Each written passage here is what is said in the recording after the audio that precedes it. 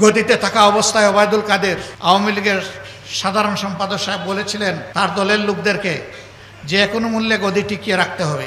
যদি গদি চলে যায়, চলে যাওয়ার প্রথম 2 দিনে 5 লক্ষ আওয়ামী সন্তানকে হত্যা করা হবে। এই শহীদ জুলাই যোদ্ধাদের অনেকেই একেবারেই কেটে খাওয়া সাধারণ মানুষ ছিলেন। আপনারা দোয়া করবেন, তাদের শতাধিক পরিবারের দায়িত্ব একটা দ্বীনি সংগঠন, রাজনৈতিক সংগঠন বাংলাদেশ জামাতে ইসলামী গ্রহণ করেছে। মাসের 1 তারিখ তাদের দেওয়া অ্যাকাউন্ট অনুযায়ী তাদের অভিভাবক জীবনে বেঁচে থাকা অবস্থায় যে রুজি হতো তার চাইতে সামান্য আরও একটু যোগ করে তাদের অ্যাকাউন্টে 1 তারিখ সেটা পাঠিয়ে দেওয়া হয়।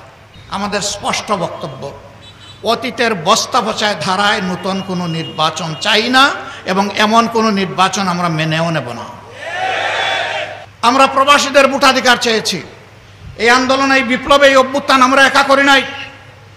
আমাদের প্রবাসীরা সমান কৃতিত্বের দাবিদার।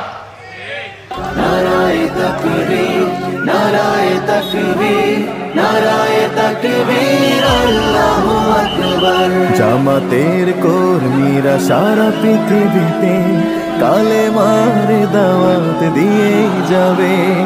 জামাতের কর্মীরা সারা পৃথিবীতে কালেমার দাওয়াত দিয়ে যাবে।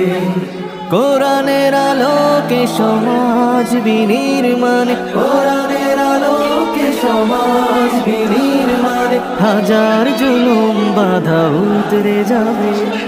জামাতের কর্মীরা সারা পৃথিবীতে কালেমার দাওয়াত দিয়ে যাবে। জামাতের কর্মীরা সারা পৃথিবীতে কালেমার দাওয়াত দিয়ে যাবে। আমরা কেন আমাদের স্বপ্নের বাংলাদেশটা গড়তে পারলাম না?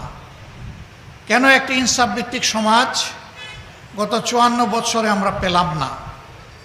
উত্তর একটাই, একটা সম্পদের অভাবের কারণে আমরা এটা পারিনি। এটি হচ্ছে চারিত্রিক সম্পদের অভাব। এই চারিত্রিক সম্পদের অভাবের কারণেই আমরা দেশ গড়তে পারিনি। যারাই যখন দেশের দায়িত্বে গিয়েছেন দেশ পরিচালনার জন্যে, তারা প্রথমে চিন্তা করেছেন আমার সুবিধাটা কোথায়, এরপরে চিন্তা করেছেন আমার দলের সুবিধা কোথায়।